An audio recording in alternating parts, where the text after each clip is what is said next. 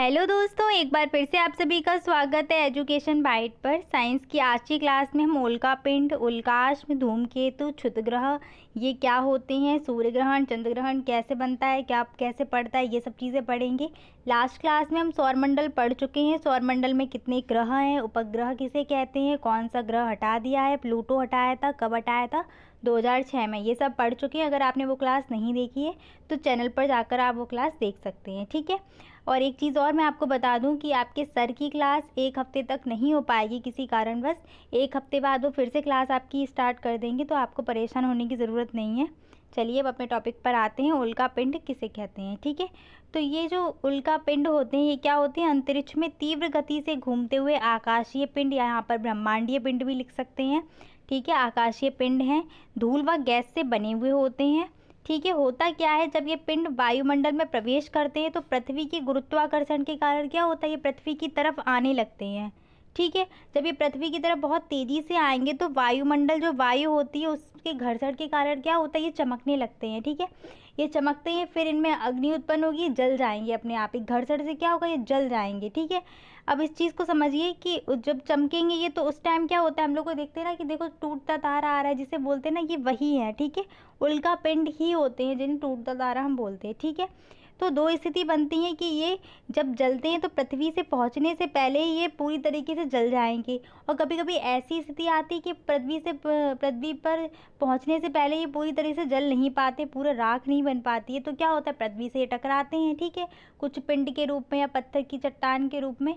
तो अब उसको क्या बोलेंगे, ठीक है। तो जब ये पृथ्वी पर पहुंचने से पहले ही राख बन जाएंगे, पूरी तरीके से जल जाएंगे, तो इनको क्या बोलेंगे, उल्काश में बोला जाएगा, ठीक है। और जब ये जल नहीं पाते हैं और पिंड के तौर पर पृथ्वी पर गिरते हैं तो इसको क्या बोला जाएगा, इसको बोला जाएगा उल्का पिंड, ठीक है। नेक्स्ट आते हैं पुच्छल तारे या धूमकेतु पर, ठीक है। तो पुच्छल तारे क्या होते हैं, ये आकाशीय धूल, बर्फ और हिमानी गैसों के पिंड हैं जो सूर्य से दूर ठंडे व अंधेरे क्षेत्रों में रहते हैं, ठीक है। होता क्या है, जब ये सूर्य के समीप से गुजरते हैं तो इनकी जो गैस होती है वो गर्म गैसें क्या होती हैं, एक फुहारे के रूप में निकलती हैं, और इसमें क्या होता है, एक पूंछ सी दिखाई पड़ती है, इसीलिए इसका नाम पुच्छल तारा आपको दिख रहा होगा, ठीक है। तो ये क्या है कि ये फुहारे के रूप में निकलते हैं और इसमें एक पूंछ सी दिखाई पड़ती है, ठीक है। तो इसी कारण इसको क्या बोलते हैं, पुच्छल तारा बोलते हैं। पर है क्या, सामान्य अवस्था में ये क्या होते हैं, बिना पूंछ के होते हैं, ठीक है। सामान्य पुच्छल तारे बिना पूंछ के होते हैं। जब ये सूर्य के नज़दीक आएंगे, ठीक है, तो सूर्य की गर्माहट से, सूर्य की जो ऊष्मा होगी उससे क्या है कि इनकी जो गैस है वो फुहारे के रूप में निकलने लगेंगी, तब वहाँ पर एक पूंछ बनेगी, ठीक है। और वैसे ये सामान्य स्थिति में क्या होंगे, बिना पूंछ के ही होंगे, ठीक है। हैली पुच्छल तारा अभी देखा गया था आपका, ठीक है। और ये अब पुनः कब दिखाई देगा, 76 वर्षों के अंतराल में ये दिखाई देता है, ठीक है, हैली पुच्छल तारा। नेक्स्ट है आपका क्षुद्र ग्रह या अवान्तर ग्रह। तो ये क्या होते हैं, क्षुद्र ग्रह, जब मैंने आपको सौरमंडल दिखाया था वहाँ पर बोला भी था कि मंगल और बृहस्पति के बीच में आपको इस तरीके से एक लाइन दिखाई दे रही होगी, ठीक है। वो क्या थे, वो क्षुद्र ग्रह थे, ये हमेशा मंगल और बृहस्पति ग्रह के मध्य आपको देखने को मिलेंगे, ठीक है। वही लिखी है लाइन कि क्षुद्र ग्रह मंगल व बृहस्पति के मध्य क्षेत्र में पाए जाते हैं और इसी क्रम में रहकर ये भी क्या करेंगे, सूर्य की परिक्रमा करते हैं, ठीक है। इनका आकार जो होता है वो छोटे से लेकर बड़े आकार के भी होते हैं। ये सबसे पहला खोजा गया क्षुद्र ग्रह था सेरेस नाम का, ठीक है। सेरेस या सिरिस आपको नाम कहीं देखने को मिल जाएगा, ठीक है। इसके बाद पलास, जूनो, वेस्टा ये भी क्षुद्र ग्रह खोजे गए हैं, ठीक है। ये आपको कहाँ देखने को मिलेंगे, मंगल और बृहस्पति के मध्य में, ठीक है। पूछा भी जाता है कि जो क्षुद्र ग्रह होते हैं वो कौन से दो ग्रहों के मध्य में मतलब देखने को मिलते हैं, तो आपको ऑब्जेक्टिव में ये क्वेश्चन पूछा जा सकता है, तो इसको ध्यान रखना। फिर आते हैं पृथ्वी पर जीवन की उत्पत्ति आखिर हुई कैसे। तो ये तो सभी जानते हैं कि पृथ्वी क्या थी, सबसे पहले एक आग के गोले के रूप में थी, ठीक है। तो पृथ्वी की उत्पत्ति के समय संभवतः अत्यधिक गर्म, लचीली व आग के गोले के जैसी रही होगी। ये धीरे धीरे क्या हुआ कि ये ठंडी हुई, ठीक है। ठंडे होने से क्या हुआ, इसकी जो ऊपर की परत है वो ठोस बन गई। आप एक बॉल को अपने सामने इमेज बनाइए, एक बॉल की, ठीक है। तो बॉल का जो बाहर का एरिया होता है ना, वो क्या है, वैसी ही पृथ्वी है हमारी, ठीक है, बॉल के जैसे ही समझिए, ठीक है। तो जो बाहर का एरिया होगा वो क्या होगा, पृथ्वी का धरातल होगा, और हम लोग कहाँ रहते हैं, पृथ्वी के धरातल पर ही रहते हैं, ठीक है। तो जब वो परत ठोस बन गई तो उसको क्या कहा गया, धरातल बोला गया, ठीक है। उसके बाद हुआ क्या, इस धरातल पर लगभग आज से 150 से 250 करोड़ वर्ष पहले जो पृथ्वी थी ना, उसका धरातल ठंडा होने के बाद वायुमंडलीय अनुकूलन बनने से वाष्पीकरण, वर्षा आदि की क्रियाएं होने लगी और यहाँ पर क्या बन गया, महासागरों का निर्माण हो गया। लेकिन तब क्या था, तब पृथ्वी पर ऐसा नहीं था कि जीव जंतु होंगे, जीव जंतु उस टाइम नहीं थे, ठीक है। फिर धीरे धीरे क्या हुआ, यहाँ से धीरे धीरे महासागर, सागर बनने लगे और फिर जीवों का विकास हुआ धीरे धीरे से, ठीक है। तो सबसे पहले जो जीवों का विकास हुआ उससे प्रथम कड़ी आपकी कौन सी थी, अमीबा।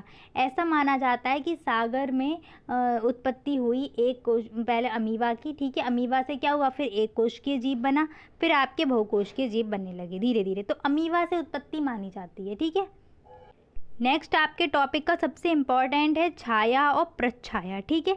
छाया किसे कहते हैं और प्रच्छाया क्या होती है, इसको देख लीजिए, क्वेश्चन यहाँ से पूछा गया है आपसे। तो इसको आप घर पे अपना प्रैक्टिकल करके देख भी सकते हैं, ठीक है। तो क्या है, जब किसी अपारदर्शी वस्तु को प्रकाश जाने वाले मार्ग में रख देते हैं तो वस्तु प्रकाश को आर पार जाने से रोक देती है, ठीक है। इससे क्या होता है, प्रकाशहीन क्षेत्र वस्तु के दूसरी ओर बन जाता है और इस प्रकाशहीन क्षेत्र को ही क्या कहते हैं, छाया।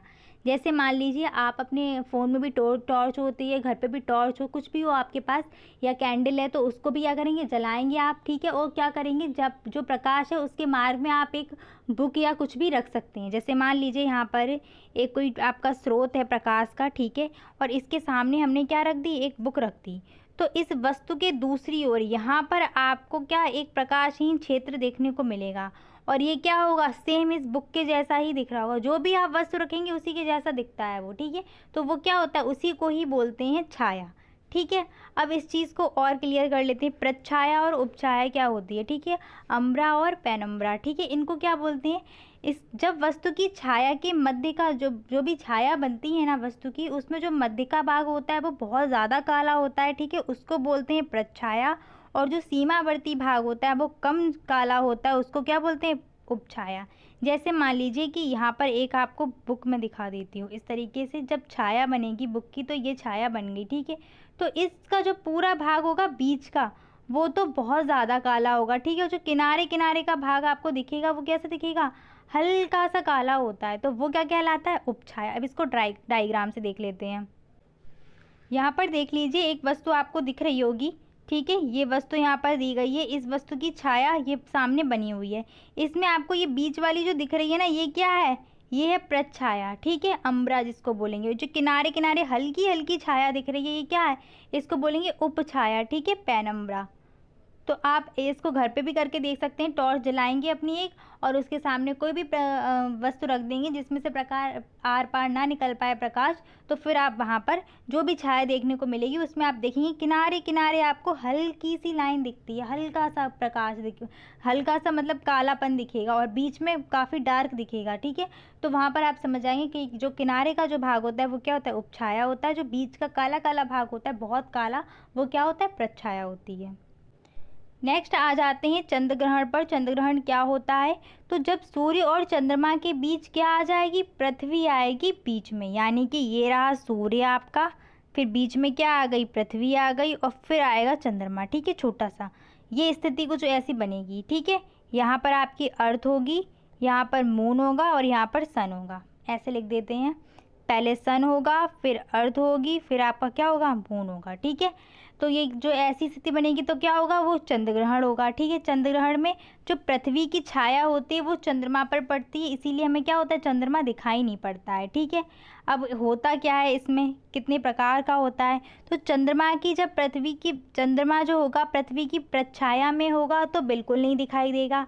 अब प्रच्छाया आप समझ रहे होंगे, जो बहुत ज़्यादा डार्क भाग होगा, ठीक है। जैसे मान लीजिए ये पृथ्वी की छाया है तो बीच का जो भाग होगा वो क्या कहलाएगा, प्रच्छाया कहलाएगा, और किनारे किनारे का भाग क्या कहलाएगा, उपछाया कहलाएगा।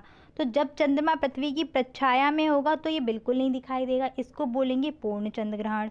और जब ये चंद्रमा का कुछ भाग पृथ्वी की उपछाया में होगा तो उसको क्या बोलेंगे, आंशिक चंद्र ग्रहण, ठीक है। चंद्र ग्रहण में होगा क्या, आपका सूर्य होगा, सूर्य और चंद्रमा के बीच में क्या आ जाएगी, पृथ्वी आ जाएगी, ठीक है। इसको ध्यान रखना कि चंद्र ग्रहण कब होता है, तो चंद्र ग्रहण पूर्णिमा के दिन होता है। यहाँ पर चंद्र ग्रहण का डायग्राम भी देख लीजिए। देखिए यहाँ पर आपको सूर्य दिख रहा होगा, ये पृथ्वी दिख रही है और ये क्या है, ये है आपका चंद्रमा, ठीक है। अब इस चंद्रमा को देखिए, ये जो आपको बीच की स्थिति दिख रही है ना, ये वाली, ये क्या है, ये पृथ्वी की है प्रच्छाया यानी कि अम्बरा यानी कि डार्क भाग, ठीक है।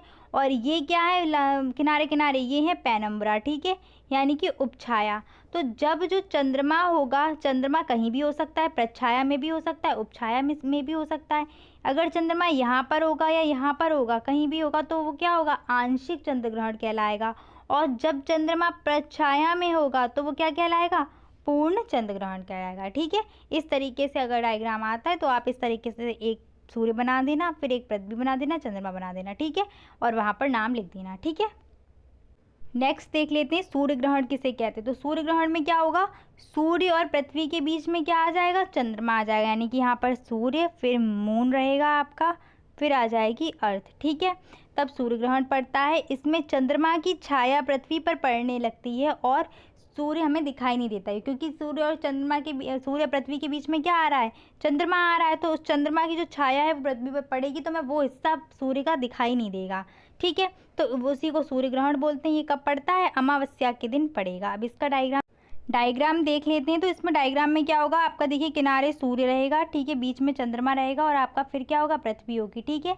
और उसमें बीच में क्या था, चंद्र ग्रहण में बीच में पृथ्वी होती थी, यहाँ पर क्या रहेगा, बीच में चंद्रमा रहेगा, ठीक है। सेम इसमें भी वही स्थिति बनेगी आपकी, एक क्या होगी, पेनम्बरा और एक अम्बरा, ठीक है। तो उसमें जो पेनम्बरा होगी वो क्या होगी, उपछाया होगी। तो इस चीज़ को ध्यान रखना, जो भी अम्बरा में आएगा, जब अम्बरा में आ जाएगा तो वो क्या हो जाएगा, आपका पूर्ण बनेगा, यानी कि टोटल इक्लिप्स, ठीक है। वो पूर्ण ग्रहण होगा आपका, चाहे सूर्य ग्रहण हो चाहे चंद्र ग्रहण। और जो उपछाया में बन रहा होगा वो क्या होगा, आंशिक होगा।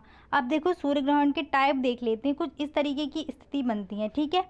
एक आपका पार्शियल होगा, तो यानी कि पूरा का पूरा क्या होगा, आपका सन होगा, ठीक है। और चंद्रमा ये आया और इस इतने चंद्रमा की वजह से हमें सूर्य का क्या हुआ, इतना भाग दिखाई नहीं देगा, ठीक है। तो कुछ इस तरीके की स्थिति बनती है आपकी पार्शियल इक्लिप्स में, ठीक है, यानी कि पूरा पूरा नहीं दिखाई देता है, ठीक है।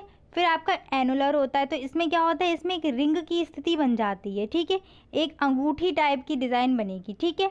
और जो टोटल में होता है, इसमें क्या पूर्ण पूरा पूरा ढक जाएगा, लेकिन क्या है, बाहर बाहर आपको इस तरीके से देखने को मिलेगा हल्का सा प्रकाश, ठीक है। तो इस तरीके से इसके प्रकार होते हैं।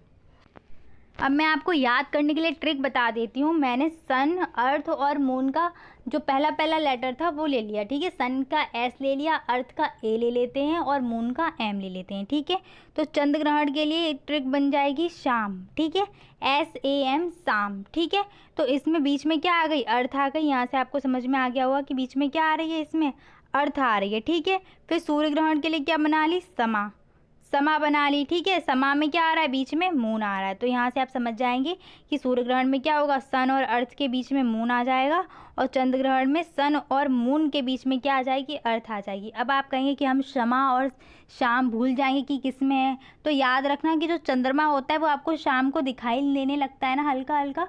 तो आप ऐसे याद रखोगे कि चंद्र ग्रहण में आपका शाम हो जाएगा और सूर्य ग्रहण में समा ट्रिक हो जाएगी, ठीक है। इसको याद रखना कि चंद्र ग्रहण आपको कब दिखेगा, पूर्णिमा के दिन दिखेगा।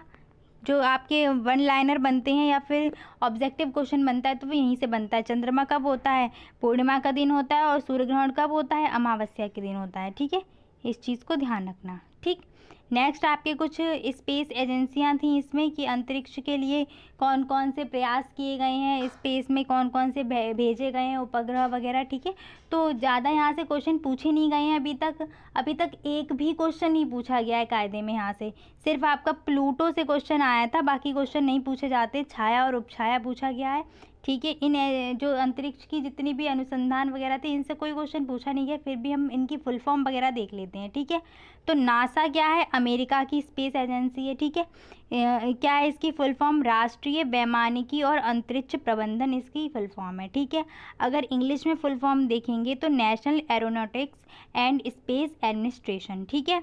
स्थापना कब हुई इसकी, तो 29 जुलाई 1958 को स्थापना हुई है, और इसका जो मुख्यालय है वो कहाँ पे, वॉशिंगटन DC में है, ठीक है। सिर्फ इतना इसके बारे में पर्याप्त है आपके लिए, ठीक है। किसके लिए काम करती, तो अंतरिक्ष में चीज़ें भेजी जाती है, उपग्रह वगैरह भेजे जाते हैं, ठीक है। अनुसंधान, रिसर्च वगैरह इन सब का यही काम है, ठीक है। नेक्स्ट है आपकी इसरो, ठीक है। इसरो क्या है, ये अपने भारत की है, ठीक है।